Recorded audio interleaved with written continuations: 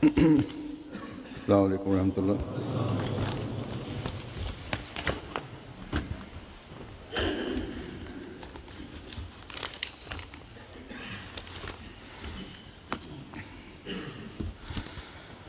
أشهد أن لا إله إلا الله وحده لا شريك له وأشهد أن محمدا عبده ورسوله أما بعد فأعوذ بالله من الشيطان الرجيم بسم الله الرحمن الرحيم الحمد لله رب العالمين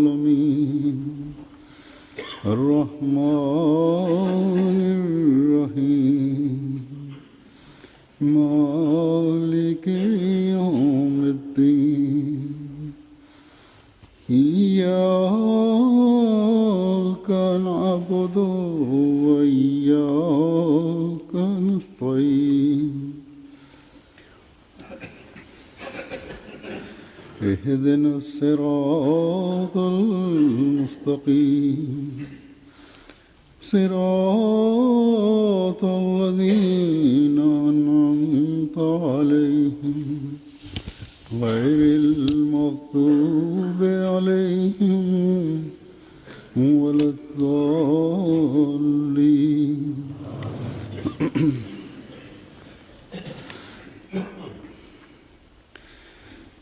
आज जमात अहमदिया के लिए Aujourd'hui est un jour de grande joie et de bénédiction pour la Jamaat Ahmadiyya. जिसमें जुमे की बरकत शामिल हो गई। Et ce jour est accompagné des bénédictions du vendredi, car 123 ans de cela, une grande prophétie s'est réalisée concernant la renaissance du Saint-Coran et concernant la renaissance de l'islam. De même, la prophétie du Saint-Prophète Mohammed Mustafa sallallahu alayhi wa sallam s'est réalisée dans tous ses détails. Et le Messie promis et le Mahdi promis est apparu. Et avec le lancement de la Bayram ou de l'initiation, on a établi cette Jamaat des Akhirin, celle qui devait établir cette relation avec les premiers.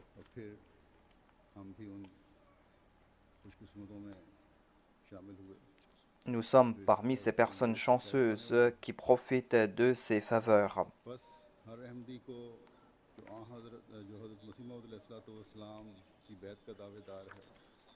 Ainsi, tout Ahmadi qui déclare avoir prêté allégeance aux mains du Messie promis l'Islam doit comprendre ce fait important. À savoir, après avoir prêté allégeance au Messie promis l'Islam, nous avons de grandes responsabilités. Le Messie promis l'Islam a lancé la tâche de la renaissance de l'islam. Et cela requiert de ses suivants qu'ils apportent en leur personne une grande révolution, afin que nous puissions profiter de ces faveurs, de ces bénédictions qui sont liées au Messie promis à l'Islam. Ainsi donc, tous les ans, le 23 mars, les Ahmadis ne doivent pas se contenter de se réjouir parce qu'aujourd'hui, nous allons célébrer la journée du Messie promis. On ne doit pas se contenter de dire qu'Alhamdulillah, nous sommes dans cette Jamaat. Nous ne devons pas nous contenter non plus du fait que nous sommes au courant de l'histoire de la Jamaat ou des déclarations du Messie promis à l'Islam. Cela ne suffit pas. Ou il ne suffit pas d'organiser des rencontres. Nous devons voir à quel point nous sommes en train de nous acquitter de nos devoirs envers la Bayra, envers le serment d'allégeance.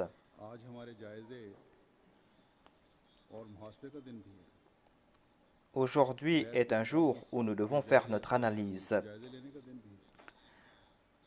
Nous devons analyser sur les conditions de la bay'a.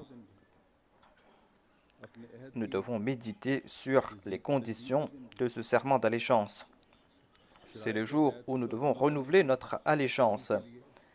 Et nous devons aussi prendre la détermination que nous allons faire des efforts pour mettre en pratique les conditions de la bay'a. Nous devons louer et glorifier Dieu en ce jour en raison de l'accomplissement des promesses faites au saint prophète Mohammed Mustafa sallallahu alayhi wa sallam. De même, nous devons aussi envoyer des centaines de salutations, de daroud et de bénédictions sur le saint prophète Mohammed sallallahu alayhi wa sallam. Ainsi, nous devons toujours comprendre l'importance de cela. Et cela va se faire lorsque nous allons méditer sur les conditions de la bay'a, lorsque nous allons traduire cela dans la pratique. Comme rappel, aujourd'hui, je vais vous présenter encore une fois les conditions de la bay'a, du serment d'allégeance.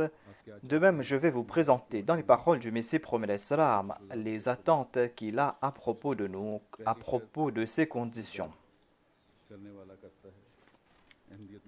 Celui qui se joint à la Jamaat Ahmadiyya doit respecter cette première condition. Il fait la promesse qu'il va respecter cette condition, à savoir qu'il va s'abstenir du shirk ou du fait d'attribuer des associés à Allah jusqu'au jour de sa mort. C'est-à-dire qu'il va toujours éviter le shirk ou le polythéisme. Le Messie premier salam déclare: le tawhid ne signifie pas que vous disiez tout simplement la ilaha illallah avec la langue, alors que dans votre cœur vous cachez des centaines d'idoles. Quiconque vénère ses propres plans ou ses desseins malveillants ou ses ruses, comme il aurait dû vénérer Dieu, ou celui qui dépend d'une autre personne, comme il aurait dû dépendre de Dieu seul, ou qui vénère son propre ego, comme il aurait dû vénérer Dieu seul, s'avère dans tous ces cas être un idolâtre, un polythéiste aux yeux d'Allah. Les idoles ne sont pas uniquement faites d'or, d'argent, de cuivre ou de pierre. Elles sont toutes choses, toute parole, toute action qui sont vénérées d'une manière qui sied uniquement à Allah. C'est-à-dire, cela concerne toute action, toute parole que l'on vénère d'une manière comme on devait vénérer Allah. Tout cela est considéré comme idole aux yeux d'Allah.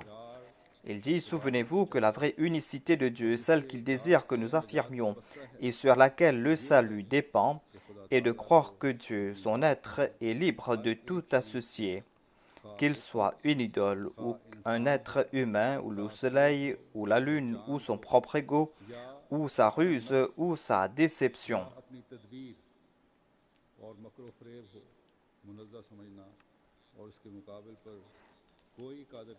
Et elle requiert aussi que nous admettions que personne n'a pouvoir sauf lui.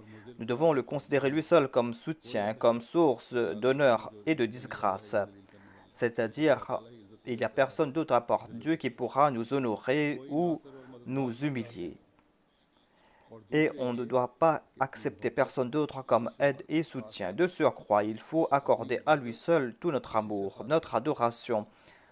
Il faut lui accorder à lui seul notre humilité, et nos espoirs et nos craintes doivent être liés à lui seul.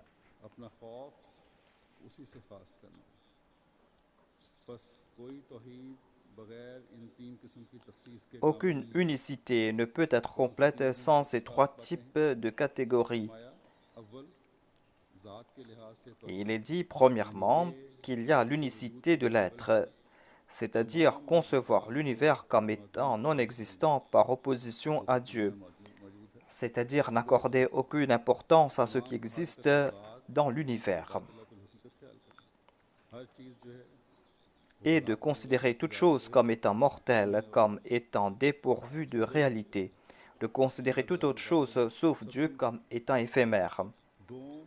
Tout est mensonge, tout doit disparaître sauf Dieu. Deuxièmement, l'unicité dans les attributs, c'est-à-dire que la Raboubia de Dieu, sa suzeraineté et l'Uluhiyya de Dieu sont restreintes à son être, c'est-à-dire que le Rab est uniquement notre Seigneur, notre Dieu, et il est le seul Dieu.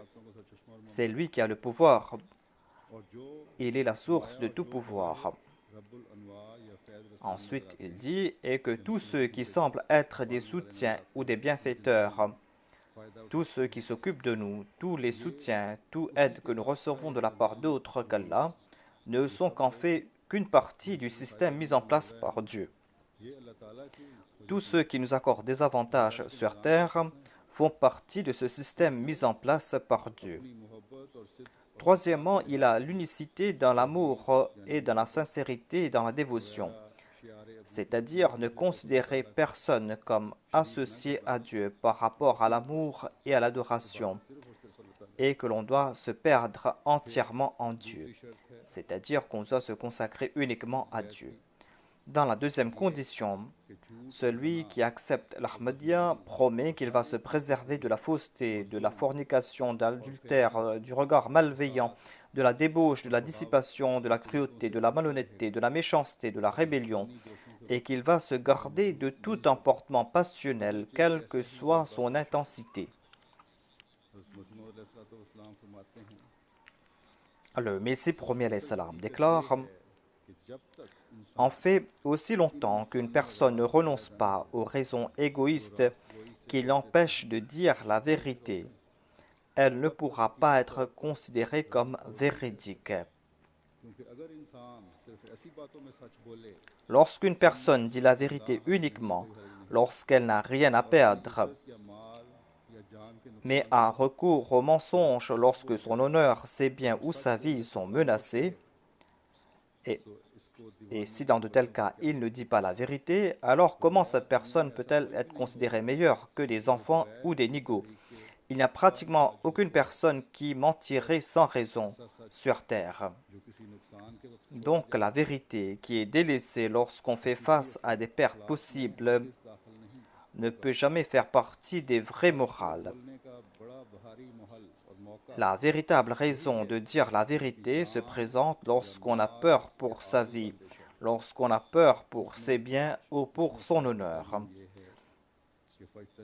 Dans ce contexte, l'enseignement de Dieu est Fajtanibu rijsa min al-awthani wajtanibu qawla zur. Wala ya'ba shuhada'u idha ma du'u wala taktumu shahadata wa man yaktumha fa innahu athimun qalbuh.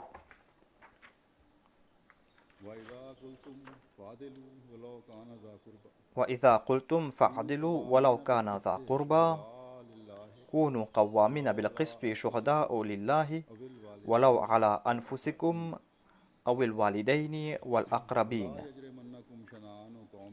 ولا يجرمنكم شنآن قوم على ألا تعدلوا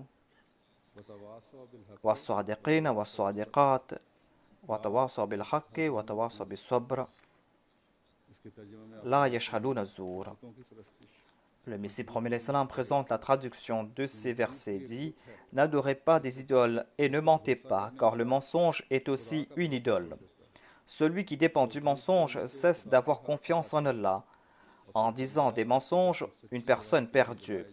Ensuite, il est dit: lorsqu'on vous appelle pour témoigner de la vérité, eh bien, ne refusez pas.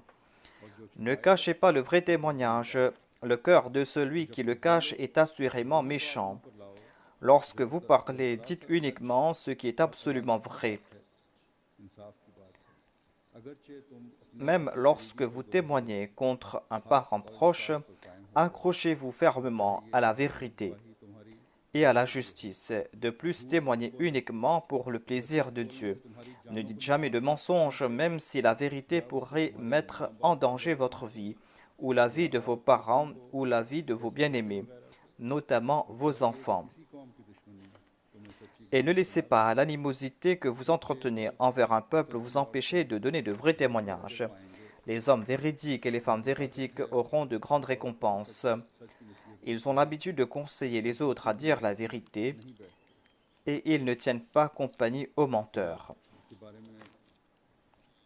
Ensuite, le Messie premier l'Islam nous explique cela davantage en disant, il y a un nombre de points dans cette deuxième condition. Il dit, ne vous approchez pas de l'adultère, c'est-à-dire évitez toutes les occasions qui créent de telles pensées en vos esprits. Évitez tous les moyens qui risquent de vous entraîner vers un tel péché. Quiconque commet un tel péché est arrivé à la limite du péché. Aujourd'hui, il y a des émissions à la télé, il y a des chaînes de télé, il y a aussi des sites internet qui poussent à commettre ces péchés et qui invitent vers ces péchés. Il y a aussi l'adultère par les yeux que l'on doit aussi éviter. En tout cas, on doit éviter toute chose qui nous mène vers ce mal. Le Messie premier l'Islam déclare, l'adultère est une mauvaise chose. Elle vous empêche d'atteindre votre véritable objectif et est très dangereux pour vous. Quel doit être votre objectif final? C'est le plaisir de Dieu. Voilà l'objectif final et l'adultère est un obstacle sur cette voie. À propos de cette deuxième condition, le Messie premier l'Islam a déclaré que le Saint-Coran, qui stipule des directions appropriées par rapport aux désirs naturels et aux faiblesses de l'homme, a adopté à ce propos une excellente stratégie. قل للمؤمنين يغضوا من أبصارهم ويحفظوا فروجهم ذلك أزكى لهم. Dit aux croyants de restreindre leur regard et de préserver leur furuj. Cela est plus pur pour eux. Furuj n'implique pas uniquement les parties privées. Il implique toutes les entrées dans le corps, les oreilles incluses. Il a été défendu d'écouter les chansons d'une femme qui n'a aucun lien de parenté avec vous. Souvenez-vous, des centaines d'expériences l'ont prouvé que si Dieu a défendu quelque chose, l'homme doit tôt ou tard le délaisser. Ensuite, le Messie premier l'Islam déclare, l'Islam enjoint aux hommes de même qu'aux femmes d'observer ces conditions. Tout comme les femmes doivent porter le voile, de même les hommes sont enjoints de baisser leur regard.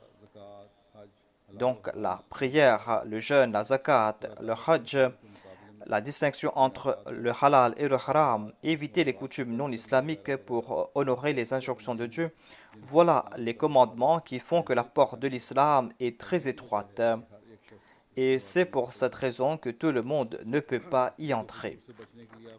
À propos de l'immoralité, le Messie premier l'Islam a déclaré, lorsque la perversité et l'immoralité avaient dépassé toutes les limites et que les musulmans ont commencé à transgresser les commandements et les signes de Dieu, et lorsque ces personnes s'étaient perdues dans les affaires mondaines, et c'est là que Dieu a causé leur ruine aux mains de Hulakukan et de Gengis Khan. Il est écrit qu'à ce moment, on a entendu un cri du ciel, Ayyuhal kufar, uqtul fujjar, c'est-à-dire, ô incroyants, tuez les transgresseurs, les immoraux. Bref, les méchants et ceux qui sont immoraux sont plus bas et plus détestables que les incroyants aux yeux de Dieu. Ensuite, le Messie premier l'Islam a déclaré, ne vous engagez pas dans des disputes ou des désaccords avec ceux qui vous quittent parce que vous vous êtes joints à un mouvement établi par Dieu le Tout-Puissant. Au contraire, priez pour eux en secret pour qu'Allah leur accorde la perspicacité et la connaissance qu'il vous a accordée.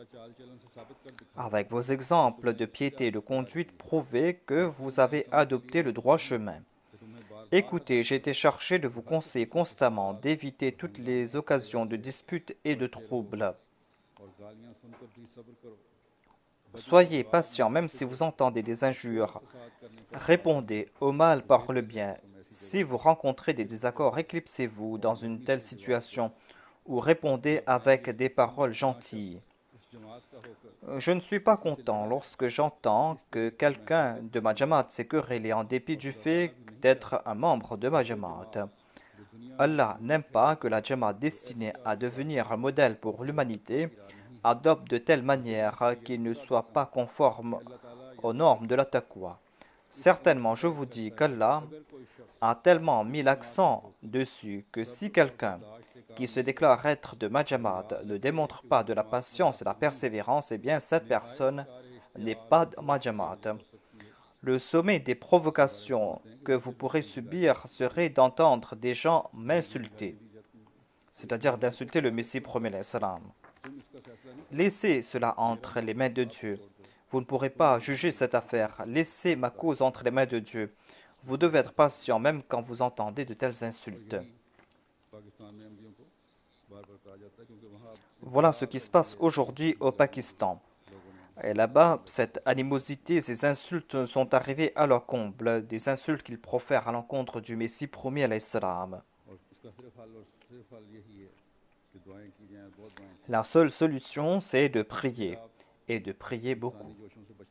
Ensuite, le Messie promis alayhi salam nous conseille en disant « Acceptez ce qui a été admis par l'intelligence et par la conscience humaine, et qui est attesté par les livres de Dieu. » Il est dit, ne commettez pas l'adultère, ne mentez pas, évitez le mauvais regard, protégez-vous du mal, de l'immoralité, de la cruauté, de la malhonnêteté et de toute forme de rébellion. Et ne vous laissez pas emporter par vos désirs charnels, restez établis sur les 5 prières quotidiennes, car la nature humaine est soumise à 5 types d'épreuves. Soyez reconnaissants envers votre noble messager, invoquez des bénédictions sur lui, car c'est lui qui vous a montré le moyen de reconnaître Dieu dans cette ère d'obscurité.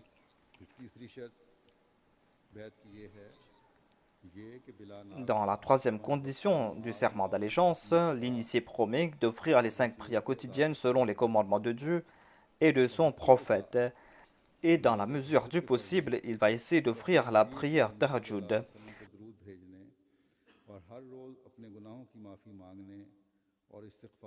Et il va invoquer le daroud sur le saint prophète sallallahu alayhi wa sallam, et qu'il va faire sienne l'habitude de demander quotidiennement le pardon de ses péchés, et qu'il va se souvenir des faveurs d'Allah, et qu'il va lui rendre louange et gloire. Le Messie promis alayhi salam déclare « Ô vous qui considérez être les adhérents à ma Jamaat, vous ne serez pas reconnus comme tels au ciel tant que vous n'empruntez pas la voie de la vraie droiture. Observez vos 5 prières quotidiennes avec une telle crainte révérentielle de Dieu comme si vous le voyiez réellement. Observez fidèlement le jeûne pour son amour.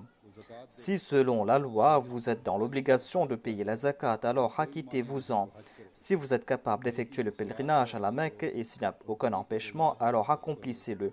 Faites le bien par amour pour le bien, renoncez au mal par dégoût pour le mal. Sachez qu'aucune action dépourvue de taqwa ne s'élève jusqu'à Dieu. La droiture, la taqwa est la source de toute vertu. Si la source n'a pas tari, l'acte fleurira.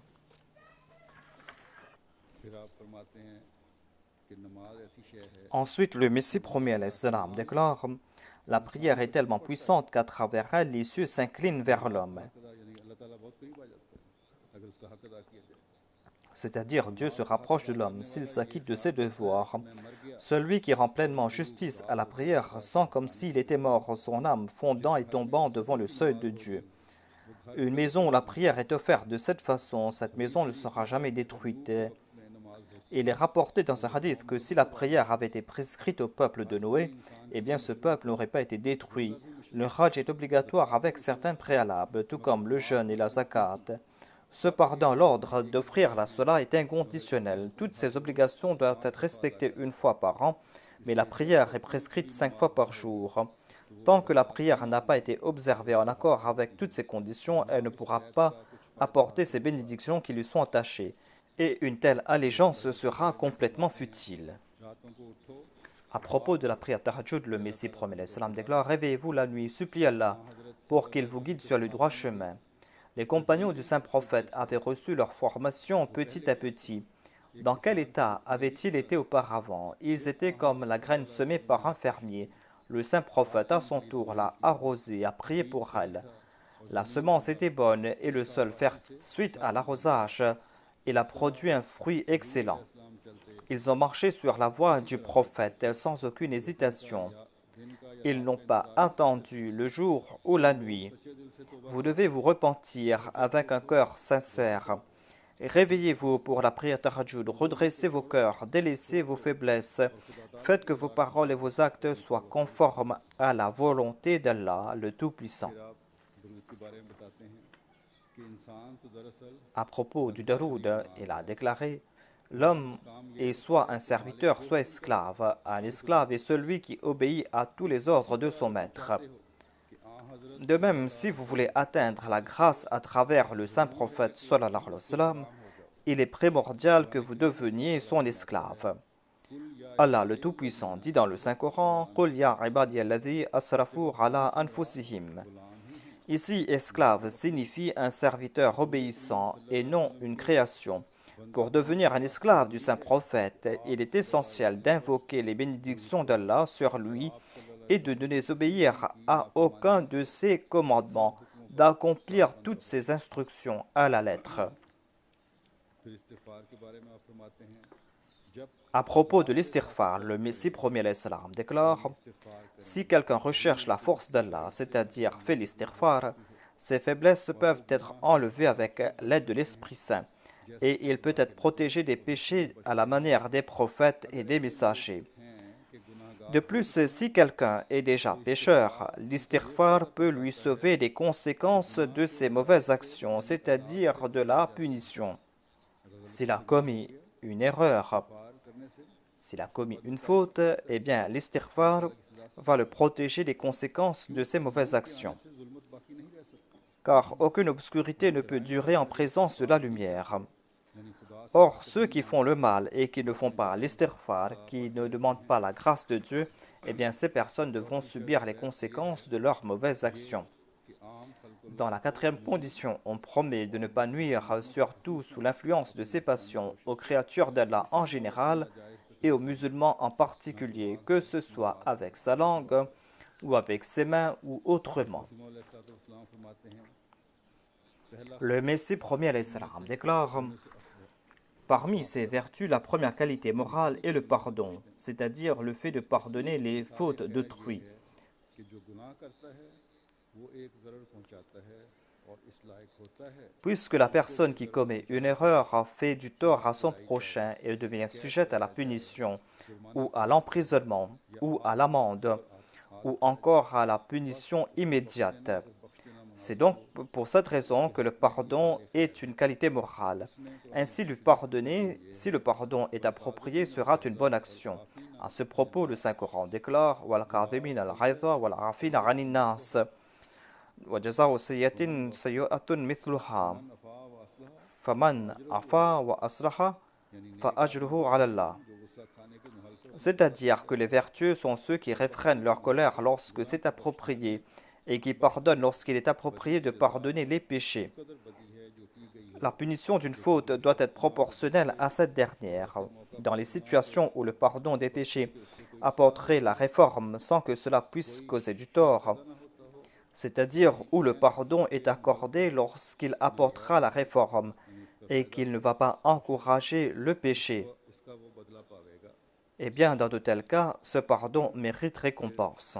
फरमाया कि इंसान को चाहिए Ensuite, le Messie premier alayhi salam déclare: हयाई न करे un homme ne doit pas être ni arrogant, ni indécent, ni grossier envers les autres. अपनी नफसानी Il doit agir avec amour et bonté et ne doit pas entretenir de mauvais sentiments envers quiconque en raison de ses affaires personnelles. Il doit agir fermement, gentiment, selon les occasions et les conditions. À propos de l'humilité, le Messie premier alayhi salam recherchait le pardon d'Allah avant que la punition de Dieu n'arrive auprès de la porte du pardon. Alors que les lois mondaines sont craintes, pourquoi les lois de Dieu ne le sont-elles pas? बला सर पर Lorsque les calamités surviennent, on doit les endurer. चाहिए कि हर शख्स तहज्जुद में उठने की कोशिश करे और 5 वक्त की नमाजों में भी Tout le monde doit essayer de se lever pour le tahajjud et d'inclure le qunut dans les 5 prières quotidiennes. Repentez-vous de toute chose qui puisse vous faire encourir la colère de Dieu. Le repentir signifie, d'une part, abandonner toutes les mauvaises actions, ainsi que toute chose qui va à l'encontre du plaisir de Dieu, et subir un changement complet en faisant des progrès, en adoptant la voie de la taqwa. En ceci réside la miséricorde d'Allah, faite en sorte que vous puissiez être décent. Adoptez les bonnes qualités morales. Évitez la colère. Remplacez cela par la gentillesse et la docilité. Et adoptez de bonnes qualités morales. Et vous devez aussi faire la charité. Ce qui signifie que pour rechercher le plaisir de Dieu, vous donnez à manger aux pauvres, aux orphelins, aux nécessiteux. De surcroît, vous dites que vous faites cela uniquement pour le plaisir d'Allah et vous craignez le jour extrêmement terrible. En bref, priez, demandez pardon, faites de la charité afin qu'Allah le Tout-Puissant puisse agir avec grâce et miséricorde envers vous. Dans la 5e condition, on promet de demeurer loyal à Allah dans toutes les vicissitudes de la vie, dans le malheur, le bonheur, dans l'adversité, la prospérité, et que l'on va se résigner dans toutes les situations au décret d'Allah, et qu'on sera prêt à prêter toutes sortes d'humiliations et de tourments dans le chemin de Dieu, et que l'on ne va pas se détourner de Dieu lorsque surgissent les revers. Au contraire, on va marcher de l'avant. Le Messie premier déclare: les plus élevés en grade parmi les gens, c'est-à-dire ceux qui sont complètement perdus dans le plaisir d'Allah, sont ceux sur lesquels la miséricorde d'Allah descend. C'est-à-dire ces gens se vendent pour acheter le plaisir de Dieu. Ces gens ne se soucient pas de leur vie. Ce sont ces gens-là qui reçoivent la miséricorde d'Allah. Et le Messie premier continue en expliquant un verset en disant: c'est seulement celui qui se vend dans ma voie et pour mon plaisir qui est épargné des tribulations. Il prouve de toutes ses forces qu'il appartient à Dieu et considère son être tout entier comme quelque chose qui a été façonné pour l'obéissance du Créateur et le service de la création. Ensuite, le Messie premier déclare: un être cher de Dieu vend son être dans le chemin de Dieu. En retour, il obtient le plaisir de Dieu. C'est sur lui que descend la miséricorde spéciale d'Allah. À propos de la fidélité que l'on doit éprouver pour la cause de Dieu, le Messie premier déclare: tout croyant sincère passe par ces étapes. S'il devient sien en toute sincérité et fidélité, Allah devient son ami. Cependant, si l'édifice de la foi est faible, alors il y aura des dangers. Nous n'avons aucune connaissance des secrets du cœur d'autrui, mais quiconque appartient à Dieu entièrement obtient sa protection. Même s'il est le Dieu de tout le monde, il se manifeste tout particulièrement à ceux qui s'offrent à lui. S'offrir à Dieu signifie l'annihilation complète de l'ego au point qu'il n'en reste rien. C'est pour cette raison que j'enjoins encore et encore aux membres de ma Jamaat qu'ils ne doivent pas être fiers d'avoir prêté le serment d'allégeance. Si le cœur n'est pas purifié, il n'y aura aucun mérite à placer leurs mains dans ma main. Cependant, celui qui fait un serment sincère obtient le pardon même pour les péchés majeurs et il reçoit une nouvelle vie. Dans la 6e condition, on promet d'éviter de suivre les coutumes non islamiques et les penchants libertins et de se soumettre à l'autorité du Saint-Coran et de considérer la parole d'Allah et les traditions du Saint-Prophète comme les guides principaux dans toutes les sphères d'activité de sa vie.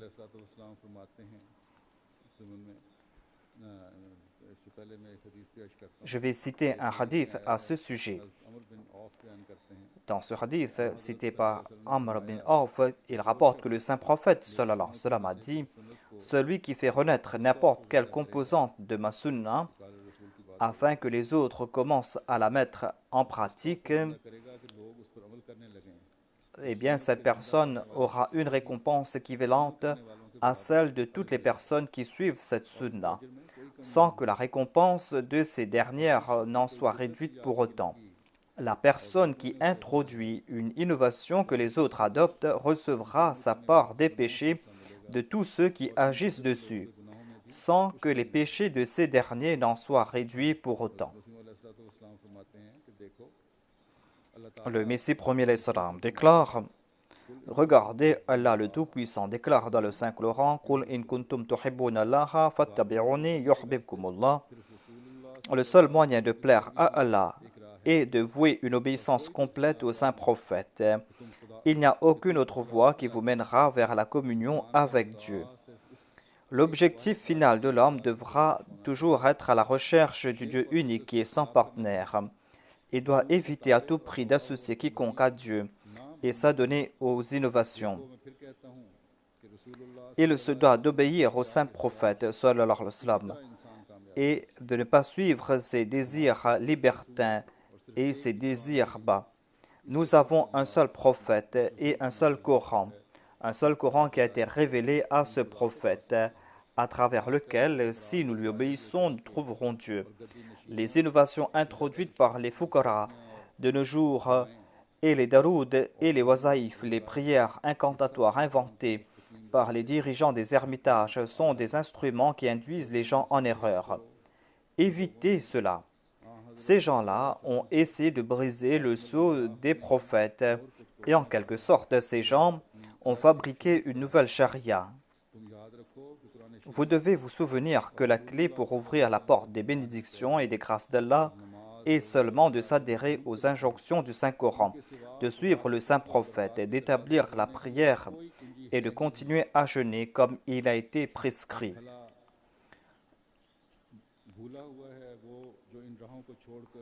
Celui qui adopte une voie autre que celle déjà établie est perdu.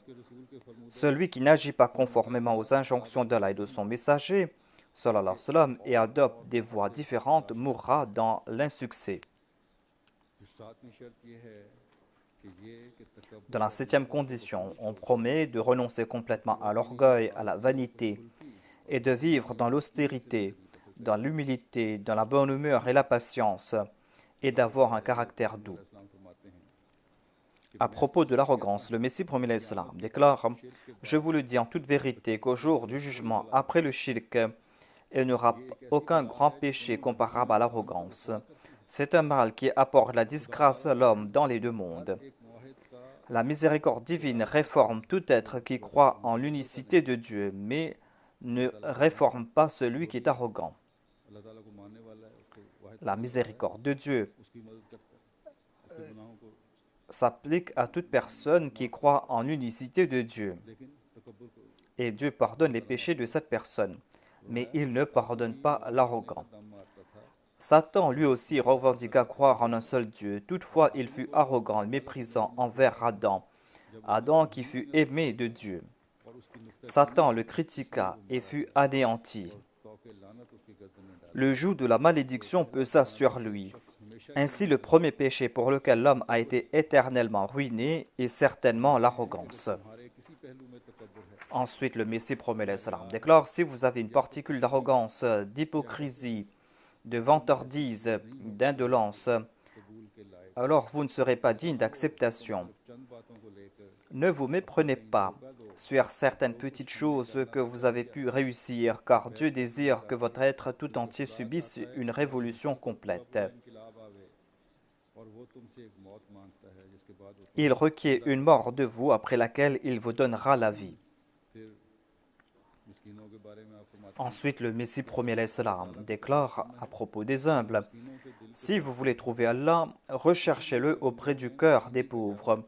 C'est pour cette raison que les prophètes de Dieu avaient adopté la pauvreté. De même, les grandes nations sont appelées à ne pas se moquer des petites nations. Personne ne devra dire que leur ascendance est supérieure à une autre. Allah déclare que lorsque vous venez à moi, je ne vous demanderai pas à propos de votre appartenance. La question portera plutôt sur vos actions. De même, le prophète de Dieu avait dit à sa fille, « Ô Fatima, Allah ne te demandera pas à propos de ta lignée. Si tu fais un mal, Allah le Tout-Puissant ne t'excusera pas parce que tu es la fille du prophète. Ainsi, tu devrais te surveiller à tout moment et surveiller tes actions. » Dans la 8e condition, on promet de tenir la foi, l'honneur de la foi et la cause de l'islam plus chère que sa vie, sa richesse, son honneur, ses enfants et les êtres les plus chers.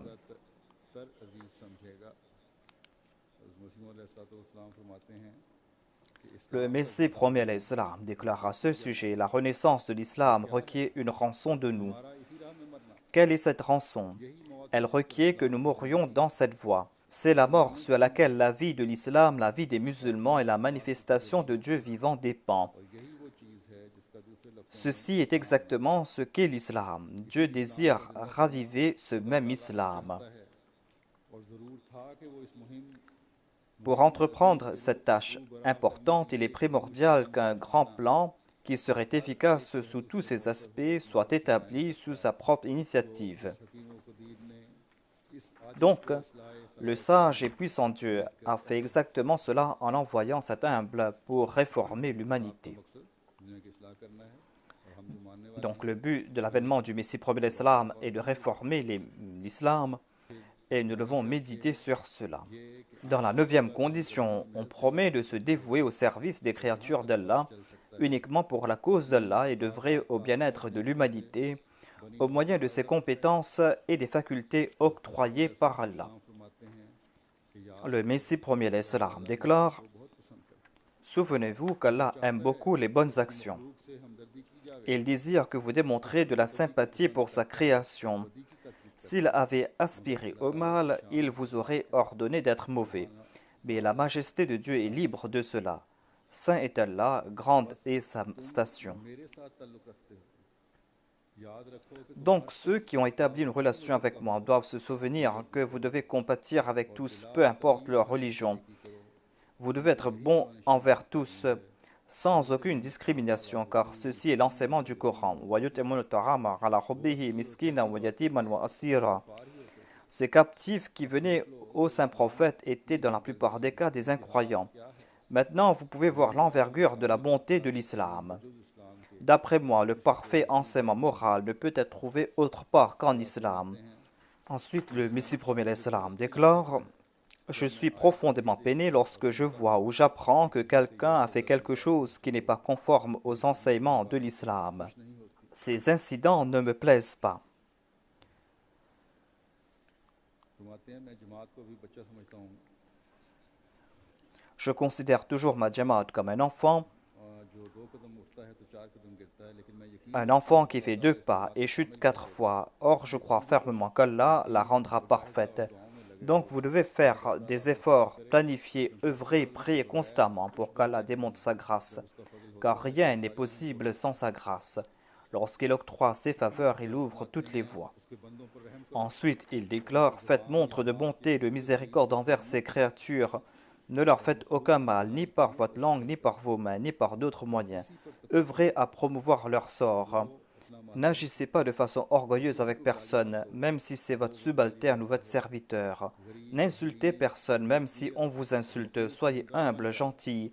Éprouvez de la vraie sympathie pour vos semblables, afin que Dieu vous accepte. Si vous êtes grand, ne méprisez pas ceux qui sont au-dessous de vous. Si vous êtes érudit, ne méprisez pas les ignorants, éclairez-les et donnez-leur de bons conseils. Si vous êtes riche, servez les pauvres et ne soyez pas arrogants envers eux, craignez les voies de la destruction. Dans la 10e condition, on promet de nouer un lien de fraternité avec cet humble serviteur d'Allah, lui vouant obéissance en toutes choses, qui soit bonne pour l'amour d'Allah et d'y être fidèle jusqu'à la mort, d'exercer dans l'observance de ce lien une dévotion telle qu'elle ne sera pas perceptible dans aucune autre relation. फरमाते हैं हज़रत मसीह अलैहिस्सलाम Le Messie premier l'Islam déclare à ce sujet: बातों के लिए हुक्म देता है जो खिलाफ अकल Ce prophète, c'est-à-dire le saint prophète Mohammed sallallahu alayhi wa sallam, vous oriente vers des choses qui ne sont pas opposées à la raison saine. Et il vous défend les choses que la raison vous empêche de faire. Et il rend légales les choses pures, illégales les choses impures.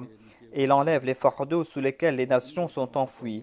Il les libère des chaînes qui empêchaient leur cou de se redresser. Donc ces gens qui croiront en lui et qui leur renforceront en se joignant à lui et qui l'aideront et qui suivront la lumière qui est descendue avec lui, ces gens seront sauvés des difficultés dans ce monde et les difficultés de l'au-delà. और यही मारूफ काम है C'est-à-dire, on doit suivre les voies de la charia, les commandements qu'on a donnés. On doit suivre ces commandements et c'est ainsi que l'on pourra se libérer des chaînes de ce bas monde. Le Messie promis déclare: À présent, précipitez-vous vers moi, car c'est le moment où celui qui se rue vers moi et comme celui qui monte à bord d'un bateau juste à l'instant où frappe un cyclone. जो शख्स मुझे नहीं मानता Or, si quelqu'un ne m'accepte pas, je perçois qu'il se jette dans une tempête et il n'y a aucun moyen de s'en sauver. सच्चा Shafi Je suis un vrai intercesseur, je suis comme une ombre et un reflet de cet intercesseur exalté, c'est-à-dire le saint prophète, qui ne fut pas accepté par le peuple ignorant de cette époque और इसकी बहुत ही et qui fut sévèrement insulté, Mohammad मुस्तफ़ा सल्लल्लाहु अलैहि वसल्लम c'est-à-dire ceux qui ont rejeté le saint prophète Mohammed sallallahu alayhi wa sallam. Ensuite, le Messie premier alayhi salam déclare और तुम अब हमें नसीहत करते हुए आखिर में बयान है और तुम ए मेरे en nous अजीज़ों prodiguant quelques conseils, il déclare: Ô vous mes chers amis, ô vous les branches florissantes de l'arbre de mon être, grâce à la miséricorde de Dieu, dont vous jouissez parce que vous m'avez prêté le serment de la Bayra, vous êtes en train de dévouer votre vie, vos conforts et vos biens pour cette cause. Par la suite, le Messie promet l'Islam déclare: और मेरा अजीज कौन Qui est mon ami? वही जो Qui m'est cher? मुझे कौन Uniquement celui qui me reconnaît. Uniquement celui qui croit en moi, celui qui croit que j'ai été envoyé et qui m'accepte comme ceux qui ont été acceptés, ceux qui ont été envoyés. क्योंकि मैं दुनिया Le monde ne peut m'accepter car je ne suis pas de ce monde. दिया गया है Cependant, ceux-là dont la nature est imprégnée d'une portion de l'autre monde, ces gens-là m'acceptent et m'accepteront. उसको छोड़ता है जिसने मुझे Celui qui se détourne de moi se détourne de celui qui m'a envoyé. Et celui qui établit une relation avec moi établit une relation avec celui qui m'a envoyé. Je tiens une lampe dans mes mains. Celui qui vient vers moi bénéficiera certainement de cette lumière. Mais celui qui par malveillance s'enfuit sera jeté dans l'obscurité. इस जमाने का Je suis la citadelle de sécurité pour cette époque. हिफाजत में रखने वाला किला मैं हूँ Celui qui pénètre dans cette forteresse sera à l'abri des bandits, des voleurs, des bêtes sauvages. Celui qui cherche à rester éloigné de mes murs sera de toutes parts confronté à la mort, et même son cadavre ne sera pas épargné. Qui est celui qui pénètre dans ma citadelle? Uniquement celui qui rejette le vice et adopte la vertu, délaisse la malhonnêteté, et marche sur le chemin de la vérité, se libère des liens sataniques et devient un serviteur obéissant d'Allah. हर एक जो ऐसा करता है वो मुझ Tous ceux qui font ainsi sont en moi et moi je suis en eux. वही कादिर होता है Cependant, cet état ne peut être atteint que par celui à qui Allah accorde une âme pure. के नफ्स की दोजख के Ensuite, Dieu place son pied dans l'enfer de notre fort intérieur et cette fort intérieure se refroidit comme s'il n'y avait jamais pris feu. C'est-à-dire, il y a un feu à l'intérieur de l'homme. नफ्स की दोजख में जब पाँव रखता है जो इंसान को नफ्स अपने आप को पाक करता है अपने नफ्स को तो फिर जितने भी Et lorsque l'homme se purifie, eh bien, ce feu s'éteint complètement, le feu de son âme se refroidit.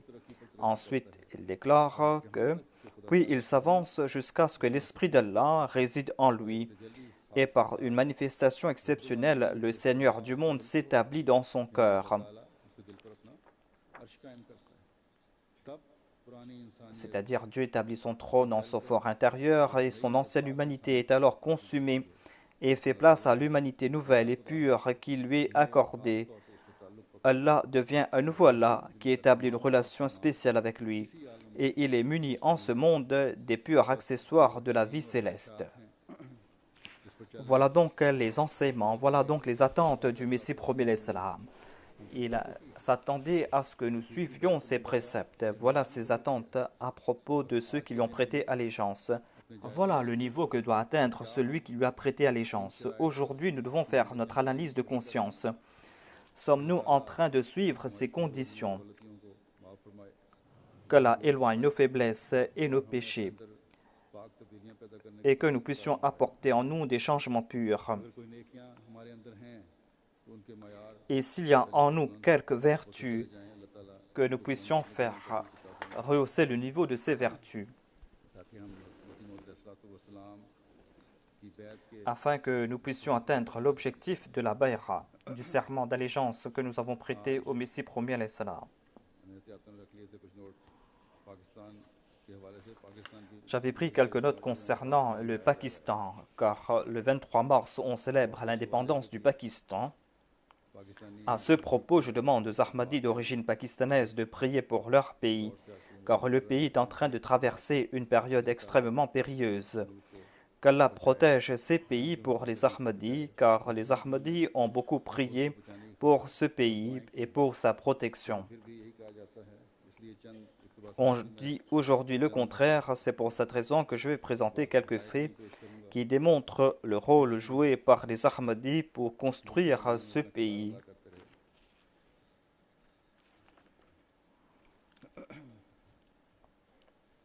दौरे जदीद एक अखबार था Le journal Dawr Jadid, dans son numéro de 1923, 1923 a écrit à propos de Chaudhry Mohammad Zafullah Khan. कि पंजाब काउंसिल के तमाम मुसलमानों ने जो यकीनन मुसलमानों ने पंजाब के Quand tous les musulmans du Pendjab, au sein du conseil du Pendjab, celui-là même qui mérite de représenter les musulmans, a ressenti que quelqu'un devrait le représenter au Royaume-Uni, eh bien, on a choisi Chaudhry Mohammad Zafullah Khan. जिस पर उनकी नज़र इंतखाब पड़ी चुनाचे चौधरी साहब Ainsi, on l'a élu pour ce poste et Chaudhry Zafullah Khan a dépensé de sa poche et a présenté d'une façon extraordinaire ses affaires au gouvernement britannique et aux politiciens. Et les musulmans du Pendjab et le gouvernement ont fait ses éloges.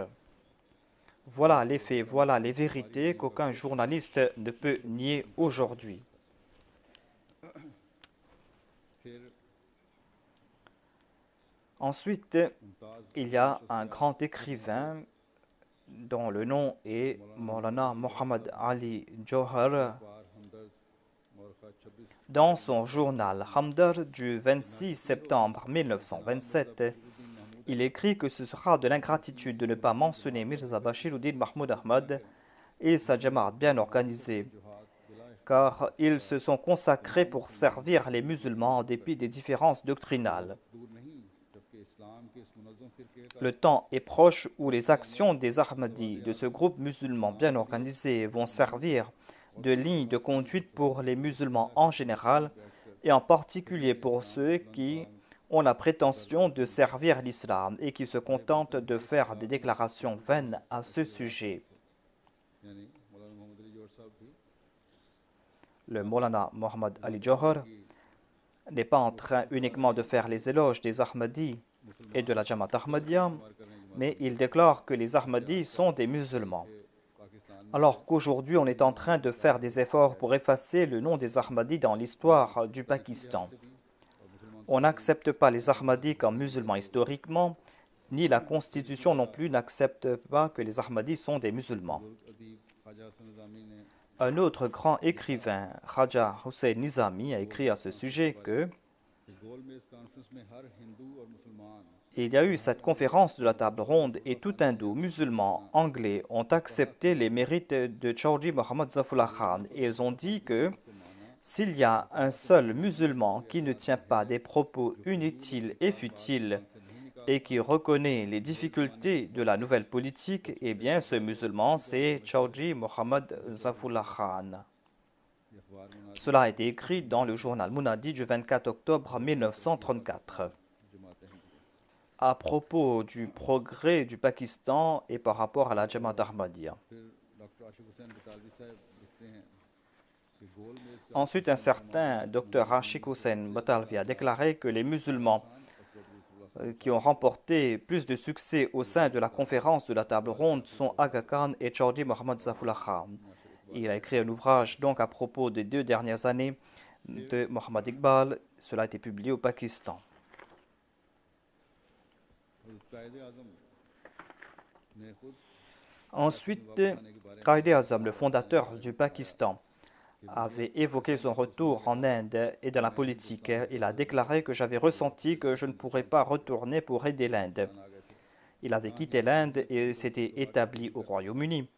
Il dit que je ne pouvais pas apporter de changement dans la mentalité hindoue, je ne pouvais pas ouvrir les yeux des musulmans. En fin de compte, j'ai décidé de m'établir en Angleterre. Cela a été publié dans un livre écrit par Raïs Jafri. तो उस वक्त जमात Ahmadiyya La Jamaat Ahmadiyya a fait des efforts pour qu'il retourne dans l'arène politique. Le deuxième calife avait demandé à l'imam de la mosquée de Londres, le Maulana Abdurrahim Dard, de le convaincre afin qu'il retourne en Inde pour qu'il guide les musulmans, afin qu'ils puissent retrouver leurs droits.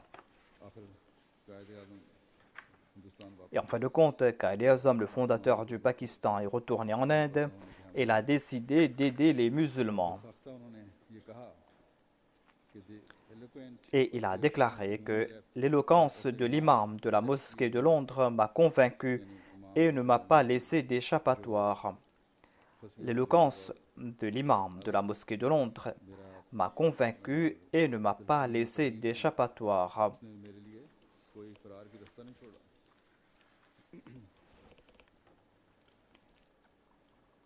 फिर मशहूर सहाफ़ी Un journaliste de grande renommée, Mohammad Shafi, कि ये मिस्टर लियाकत अली Khan a écrit quelque chose en disant que M. Liaquat Ali Khan et l'imam Abdurrahim Dad ont convaincu Mohammad Ali Jinnah de changer de point de vue et de retourner au pays afin qu'il puisse jouer son rôle dans la politique. Mister Jinnah 1934 में हिंदुस्तान Et वापस आ गए M. Jinnah est retourné en Inde en 1934. Il a joué son rôle dans l'Assemblée. के हवाला 1981 Ça a été publié dans le journal Pakistan Times du 11 septembre 1981.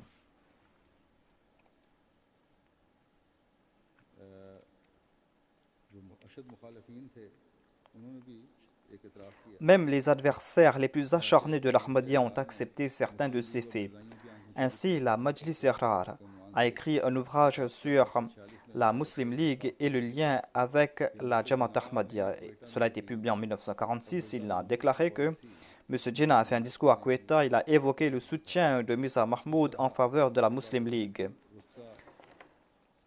Ensuite, quand il y a eu cette élection dans le centre, eh bien, tous les Ahmadis ont voté en faveur de la Muslim League. आलिम मौलवी मीर इब्राहिम सियालकोटी अपनी किताब Un érudit des Ahl Hadith, Mir Mohammad Ibrahim Salkoti, a écrit un livre sur l'histoire du Pakistan.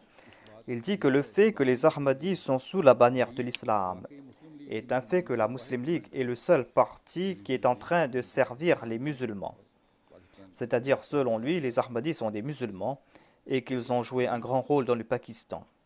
Boundary commission के सामने जो चौधरी फुल्ला खान साहब की खिदमात हैं Chaudhry Mohammad Zafrullah Khan a œuvré au sein de la commission sur la frontière et Mir Nizami, le fondateur du journal Nawai Waqt, a écrit à ce sujet. जमात के खिलाफ बहुत कुछ लिखता रहता Ce journal écrit beaucoup de choses contre la Jamaat aujourd'hui car il ne cherche que leurs avantages. Mais le fondateur, है मीर निज़ामी साहब जो उसके M. लिखते हैं Hamid Nizami, qui était le fondateur de ce journal, a écrit que Chaudhry Zafrullah Khan a défendu les musulmans de manière éloquente et brillante lors de la commission sur la frontière. कामयाबी बख्शना खुदा के हाथ में है मगर जिस खूबी और काबिलियत C'est Dieu qui accorde du succès, mais Chaudhry Zafrullah Khan a présenté le cas des musulmans avec succès. Et cela doit convaincre les musulmans qu'on a présenté leur cas aux autorités avec justice et de manière appropriée. फुल्ला खान साहब को केस की तैयारी के लिए बहुत Zafrullah Khan a eu peu de temps pour préparer le dossier, mais il s'est acquitté de son devoir de la meilleure façon. हमें यकीन है कि पंजाब के सारे मुसलमान Et nous avons la certitude que tous les musulmans du Punjab lui seront reconnaissants. उनके मोतरफ और शुक्रगुजार होंगे फिर जो 53 के फसादात हुए हैं तहकीकाती अदालत में जो जमात के Lorsqu'il y a eu les troubles de 1953, il y a eu une commission d'enquête qui a été dirigée par le juge Munir. हिंदियों के खिलाफ मुआनदाना और बेबुनियाद इल्ज़ाम Il a déclaré qu'on a accusé à tort les Ahmadis, des accusations qui étaient infondées en raison de l'antipathie contre eux. Ils ont dit que Gurdaspur se trouve en Inde car les Ahmadis ont joué un rôle particulier et Chaudhry Zafrullah Khan était censé de représenter les musulmans के दलाइल पेश et il a préparé des arguments particuliers. Voilà l'accusation. Mais moi-même, dit le juge, moi-même j'étais membre de cette commission Chaudhary फुल्ला खान साहब के साथ et je dois lui remercier pour l'effort qu'il a fait. C'est-à-dire, je remercie Chaudhry Zafrullah Khan pour l'effort qu'il a fait. L'effort qu'il a fait à propos de la région de Gurdaspur. Commission के हुकाम के कागजात में ज़ाहिर व बाहिर Cela est évident dans les papiers de cette commission. Celui qui veut étudier cela doit lire les archives. Chaudhry Zafrullah Khan a servi les musulmans en toute abnégation. Mais en dépit de cela, certains groupes religieux ont évoqué son nom de manière honteuse lors de cette commission d'enquête. Et cela démontre leur ingratitude éhontée. Cette ingratitude éhontée est en train de grandir de jour en jour, surtout dans les partis politiques. Et on connaît déjà l'état de ce pays qu'est le Pakistan. C'est pour cette raison que vous devez prier pour ce pays. Les Ahmadis pakistanais doivent prier pour leur pays. Qu'Allah protège ce pays de cette destruction qu'ils sont en train d'inviter. Train d'inviter. Train d'inviter. Train d'inviter. Train d'inviter. Train d'inviter. Train d'inviter. Alhamdulillah. الحمد لله نحمده ونستعينه ونستغفره ونؤمن به ونتوكل عليه ونعوذ بالله من شرور أنفسنا ومن سيئات أعمالنا من يهده الله فلا مضل له ومن يضلل فلا هادي له ونشهد أن لا إله إلا الله ونشهد أن محمدا عبده ورسوله عباد الله رحمكم الله إن الله يأمر بالعدل والإحسان وإيتاء ذي القربى وينهى عن الفحشاء والمنكر والبغي يعظكم لعلكم تذكرون اذكروا الله يذكركم وادعوه يستجب لكم ولذكر الله أكبر